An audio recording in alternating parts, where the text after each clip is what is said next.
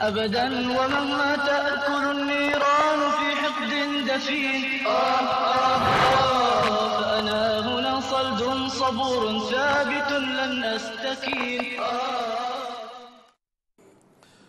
السلام عليكم ورحمة الله وبركاته. مرحبا بكم.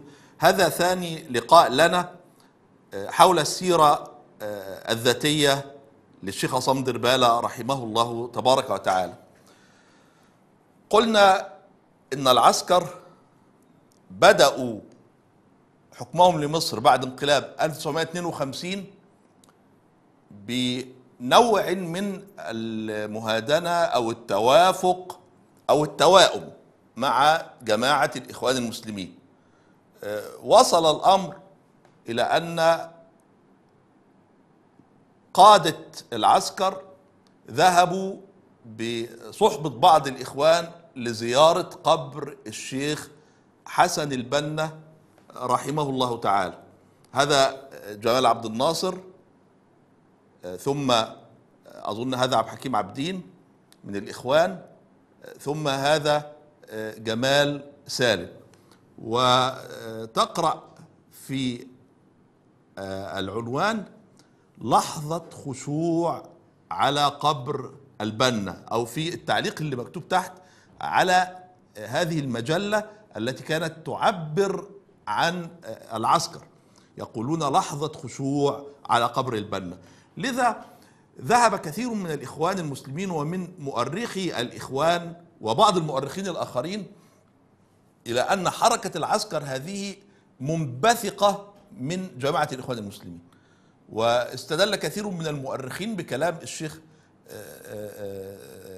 سيد سابق رحمه الله بأنه شهد بعينيه بيعة عبد الناصر للإخوان على المصحف والمسدس، وكذلك بايع غيره من قادة انقلاب 1952.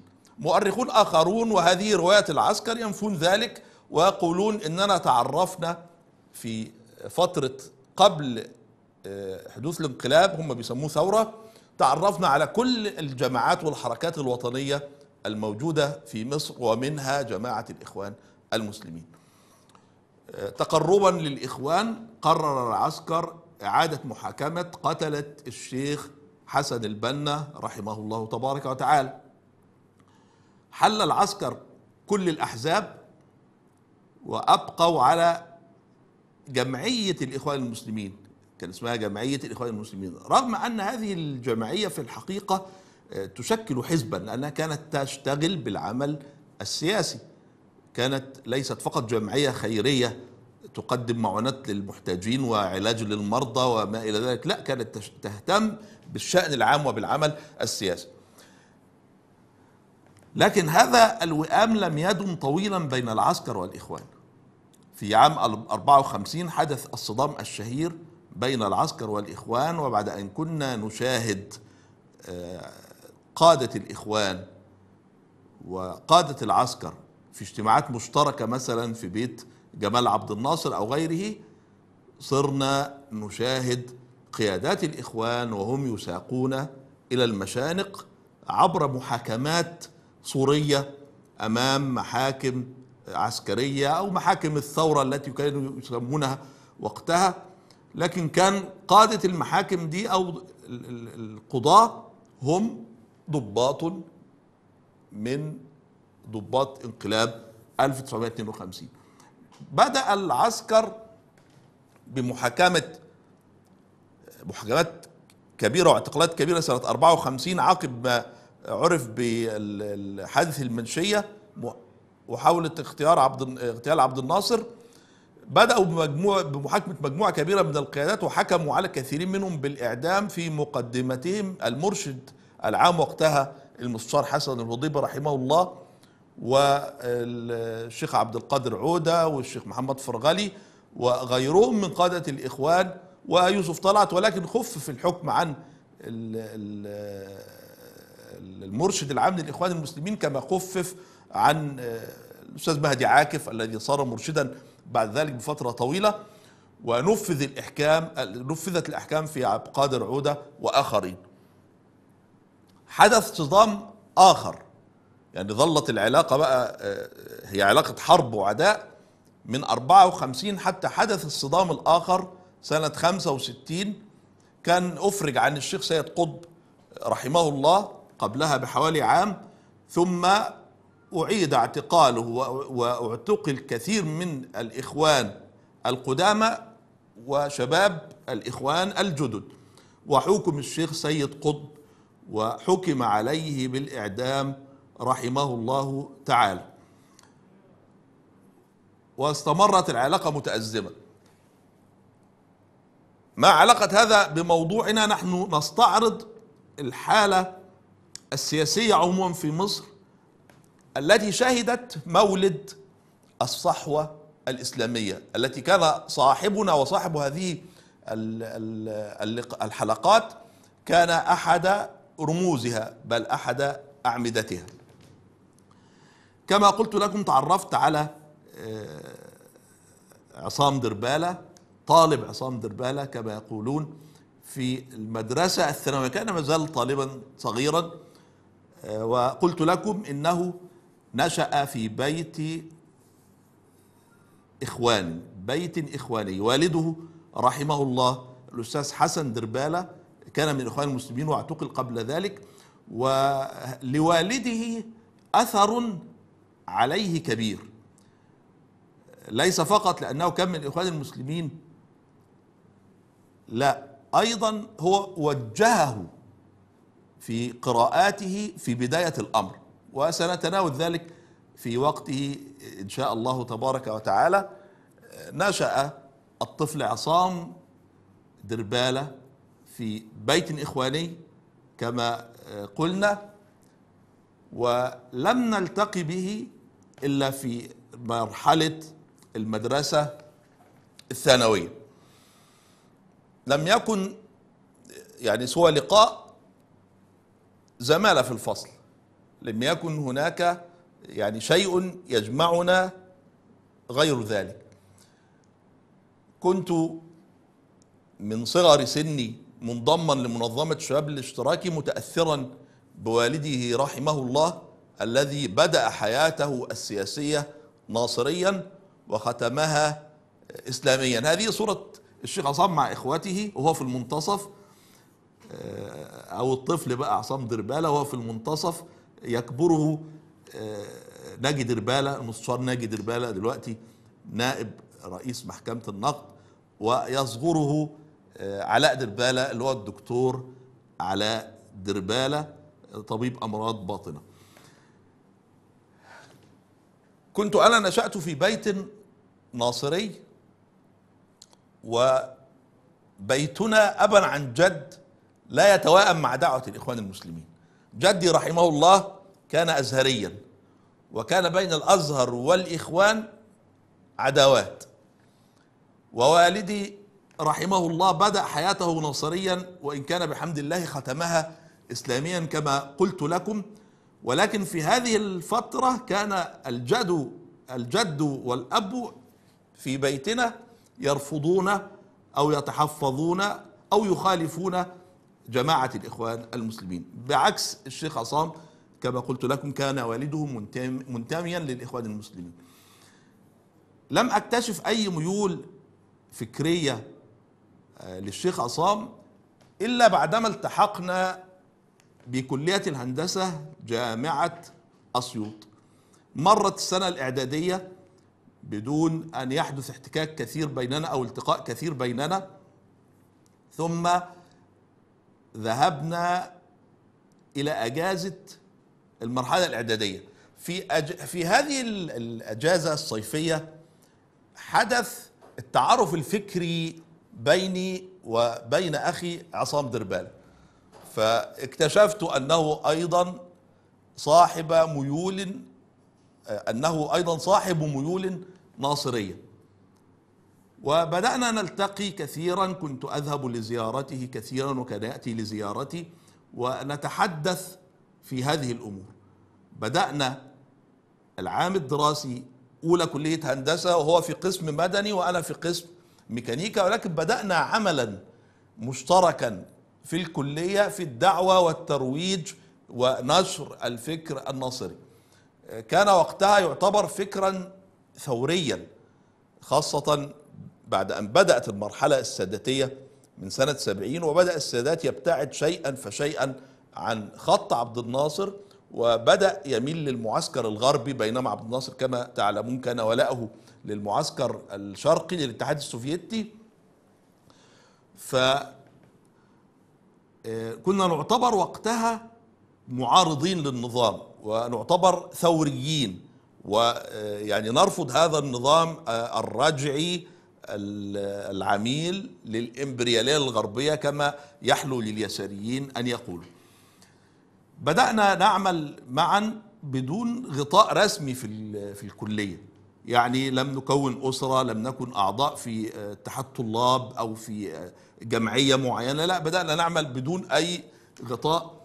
كان جل عملنا أن نكتب مجلات حائط ونعلقها، وقد اقتبسنا هذه الفكرة من الشيوعيين. كان الشيوعيون يكتبون دايما مجلات حائط ويعلقونها، كان غالبا في جامعة أسيوط، ده بيتم في ساحة كلية العلوم في الحديقة الكبرى التي تتوسط مباني كلية العلوم. كان الشيوعيون يعلقون صحف الحائط الخاصة بهم، ويجتمع بعض الطلبة يقرأ ثم يبدأوا في النقاش، وكانوا تقريبا منقطعين لهذا الأمر، يعني لا محاضرات ولا سكاشن ولا اهتمام بالدراسة، كانوا منقطعين لهذا الأمر، هو وقوف مع الطلاب وشرب سجاير ونقاشات وما إلى ذلك.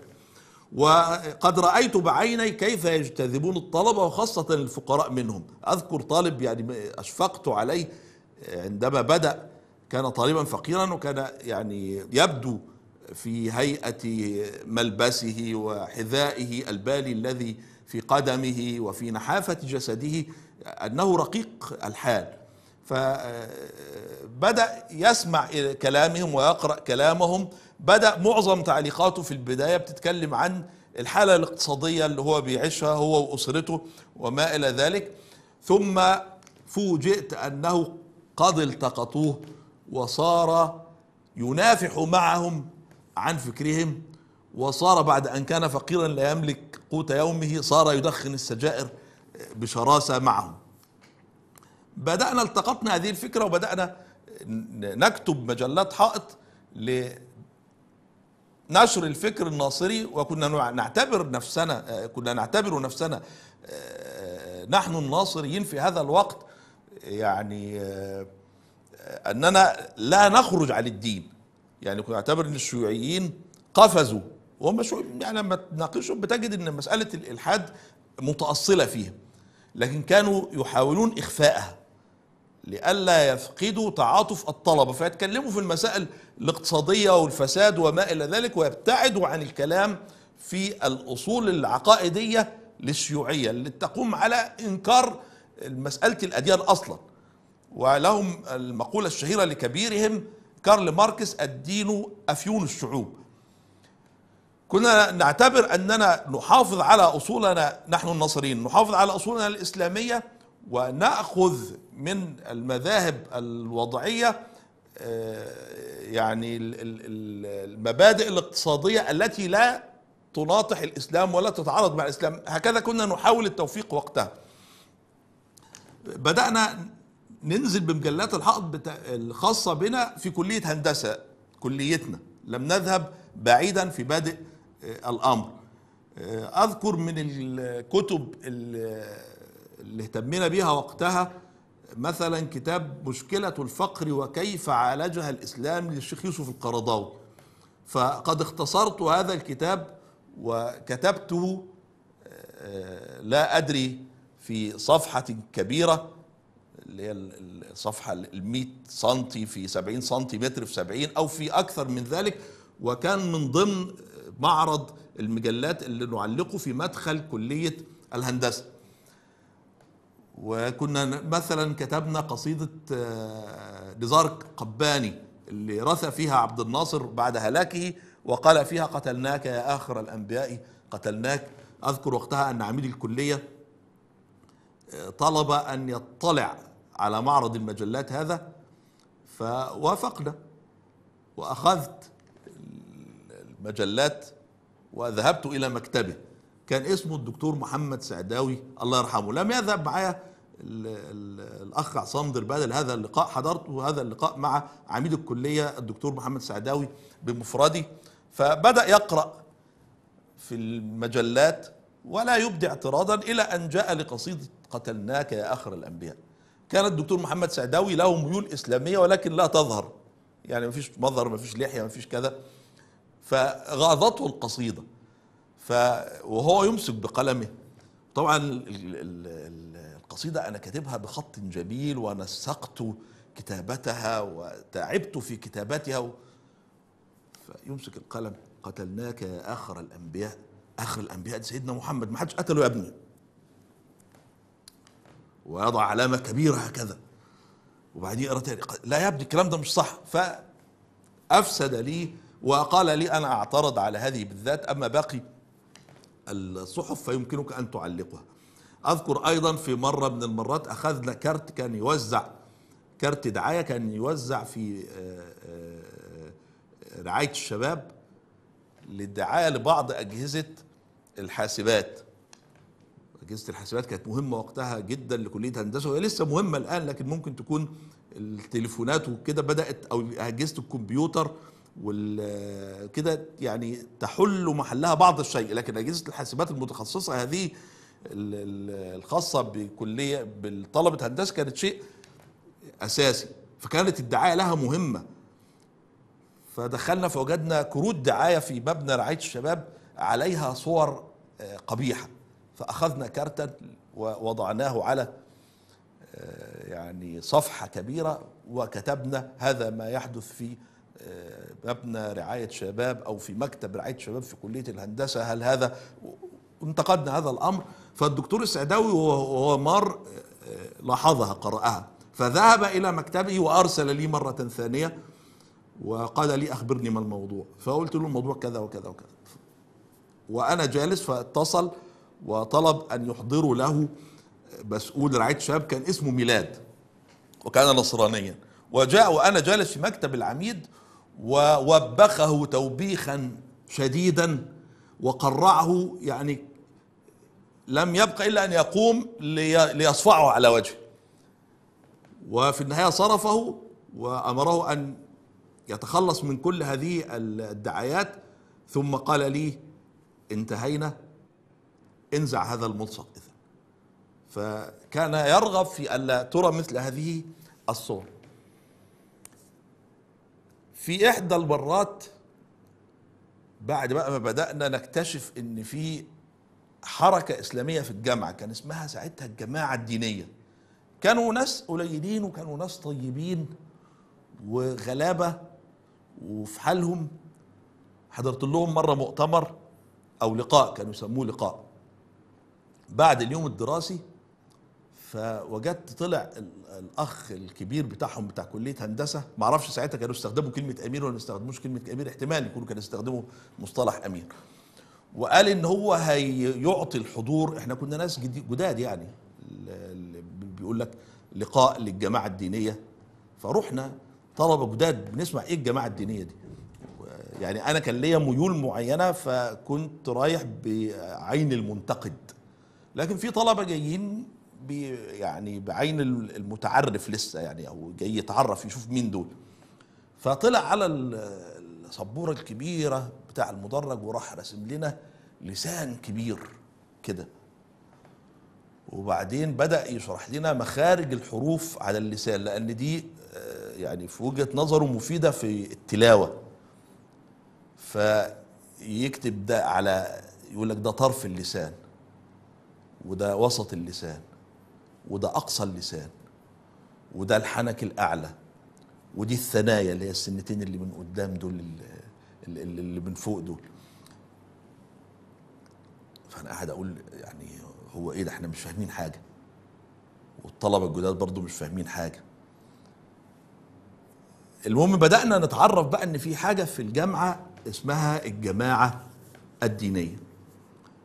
بعد شوية اكتشفت إن الجماعة الدينية دي فيهم ناس يعني على معرفة بي، فيهم ناس زمايلي في الدفعة مثلا في أولى ميكانيكا، وفيهم ناس اعرفهم من محافظتي اللي هي من مدينة المنيا من قبل ان اتي الى الجامعة، مثل المهندس أسامة حافظ، كان طالب وقتها في كلية في قسم كهرباء هندسة أسيوط، بس بيسبقني بعدة سنوات. الجماعة الدينية قررت ان هي تعمل معرض كتاب في كلية العلوم، فاحنا قلنا فرصة، رحنا واخدين المجلات بتاعتنا انا والشيخ عصام من على حوائط كلية الهندسة وذهبنا حيث المعرض بتاع الجماعة الإسلامية، وفي المدخل المؤدي إلى المعرض بدأنا نعلق مجلاتنا، فاغتاظ هؤلاء. يعني واحد جاي بيعلق مجلات بتدعو للفكر الناصري، لكن أنا مش بعلقها عندك، أنا بعلقها في الممر المؤدي إلى مكانك.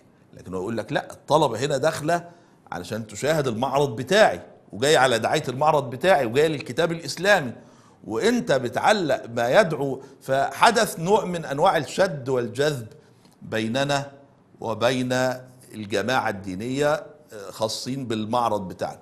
احنا طولنا بالنا شوية في النقاش وهنشوف لغاية ما مضى يوم كامل تقريبا، وبعدين قلنا كفاية خلاص، احنا حطينا المعرض بتاعنا لمدة يوم في كلية العلوم وشيلنا المعرض بتاعنا. بس ده كان اول احتكاك بينا انا والمهندس عصام دربالة او طالب الهندسة وقتها عصام دربالة بالجماعة الدينية.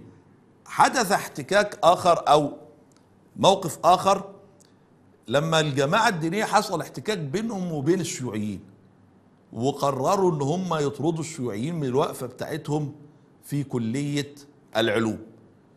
فأنا وقفت أنا وعصام دربالة نقول لهم لا، ليس من حقكم، لو تريدون إدارة مناظرة بينكم وبينهم فنحن مستعدون أن ندير هذه المناظرة، نشرف على هذه المناظرة، ناس منكم يتكلموا وناس منهم يتكلموا والطلبة يستمعون إلى الرأيين. لكن مسألة أن أنتوا يعني تطردوهم طردا من ساحة كلية العلوم فهذه قد تكون مرفوضة. فوجئنا وقتها ان الجماعة الدينية اصبحت حاجتين قدامنا، يعني شفنا بدأنا نلاحظ ان في رأيين داخل الجماعة الدينية او داخل المجموعة الصغيرة اللي كانت بتسمي نفسها وقتها الجماعة الدينية، بس يعني ناس كتير من الطلبة بدأت تتعاطف معاهم ضد الشيوعيين. لكن وجدنا ان داخل الجماعة الدينية في رأيين. فذهبت الى بعد هذا الموقف ذهبت إلى مكتب المعيد المهندس عبد متعال في قسم تعدين في كلية الهندسة، ويعني كنت أعرفه وكان يعرفه أيضا أخ زميلي منتمي للجماعة الدينية، وكنت غاضبا من هذا الموقف. فقال لي أنت إيه اللي مزعلك من الجماعة دول؟ قلت له ان هم كانوا عايزين يطردوا الشيوعيين بالعافيه من المكان اللي الشيوعيين بينزلوا فيه من زمان مجلاتهم.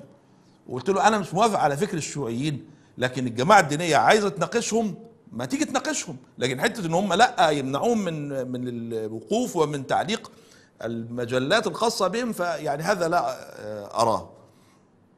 ففوجئت ان واحد قاعد من الجماعه الدينيه اول مره اشوفه كان من كليه علوم، وقال واحنا برضو رافضين ان احنا نمشيهم من الكليه من المكان اللي بيقفوا فيه. انت مين قال لك ان احنا عايزين نمشيهم؟ قلت له يعني انا شايف بتوع الجماعه الدينيه عايزين يمشوهم. هنا اكتشفت ان الجماعه الدينيه فيها تياران او فيها مذهبان بداخلها، لكن لم اكن استطع ان يعني اتبين طبيعه الخلاف الذي بينهم. انقضت السنة الأولى في الكلية على هذا المنوال، نقاشات أحيانا بيننا وبين الجماعة الدينية، ونقاشات بيننا وبين الشيوعيين، ومحاولات لنشر الفكر الناصري في الجامعة. وفي نهاية هذه السنة كانت مظاهرات 18-19 يناير اللي سماها السادات انتفاضة الحرامية، واللقاء اللي كان بينه وبين الطلاب اللي قام فيه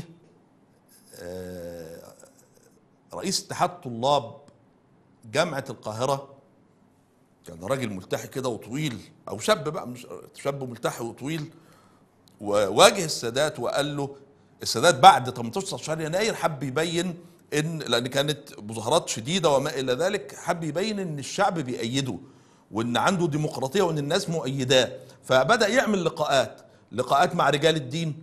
جاب شنوده عليه من الله ما يستحقه، وجاب الشيخ عبد الحليم محمود ربنا يرحمه ويغفر له ويتجاوز عنه عن سيئاته، وعمل لقاء مع رجال الدين، عمل لقاء مع الطلاب. اللقاءات دي كانت على الهواء، تبث على الهواء مباشرة. ففي لقاء الطلاب قام الطالب الملتحي رئيس اتحاد طلاب جامعة القاهرة وقال للسادات ان الشباب وان في ناس بينافقوك، قعد يتكلم قال للسادات ان في ناس بينافقوك من العلماء، عشان كده بيقعدوا، في ناس مش بينافقوك فبيمشوا بره مصر. فالسادات قال له ساعتها اقف مكانك، انا ما اسمحش، انا ما حدش بينافقني. فالطالب اتخض شويه وحب يعني يتراجع شويه، قال له انا قلت ان هم بينافقوك، ما قلتش ان انت بتقبل هذا النفاق. قال له لا برضه، السادات برضه راح داس ودخل برضه، قال له لا برضه انا. فالمهم حدث شيء من ضجه، والطلبه طلبوا من هذا الطالب ان هو يرجع يقعد مكانه. الطالب ده كان الدكتور عبد المنعم ابو الفتوح، اول امير للجماعه الاسلاميه في الجامعات كلها، كان لسه وقتها اسمها الجماعه الدينيه، ما تحولتش الجماعه الاسلاميه على فكره. بعديه قام حمدين صباحي عليه من الله ما يستحقه، اللي هو كان وقتها بيمثلنا احنا، بيمثل الناصريين، كان من جامعه عين شمس، وطول عمر جامعه عين شمس تميل شويه للفكر اليساري، وجامعه القاهره تميل للفكر الاسلامي، وجامعات الصعيد تميل للفكر الاسلامي بطريقتها. قام حمدين صباحي وتكلم، لا اذكر الان ما قاله بالضبط، لكن بدأ شكل الجماعة الدينية يتضح أكثر في الجامعات المصرية. في صيف سنة أولى كلية، احنا دلوقتي رايحين على تانية كلية، في صيف سنة أولى كلية بدأت أتقابل مع الشيخ عصام تاني في المنيا، ما كانش طبعا وقتها اسمه شيخ رحمه الله، وبدأنا نتكلم عن ان احنا العام القادم لابد ان نجهز انفسنا لخوض انتخابات اتحاد الطلبة عشان نسخر امكانيات الاتحاد في خدمة الفكرة اللي احنا مقتنعين بيها، وقلنا احنا لازم نبتدي العام الدراسي بتشكيل أسرة نعمل من خلالها ونجمع المؤيدين ونخوض بهم انتخابات اتحاد الطلاب. وبالفعل في أول سنة 77 78 كنا في ثانية كلية بدأنا نعلن عن تكوين أسرة الطليعة. نكمل في الحلقة القادمة إن شاء الله تبارك وتعالى. أقول قولي هذا واستغفر الله لي ولكم. لا لن أموت أبدا ومهما تأكل النيران في حقد دفين، فأنا هنا صلد صبور ثابت لن أستكين.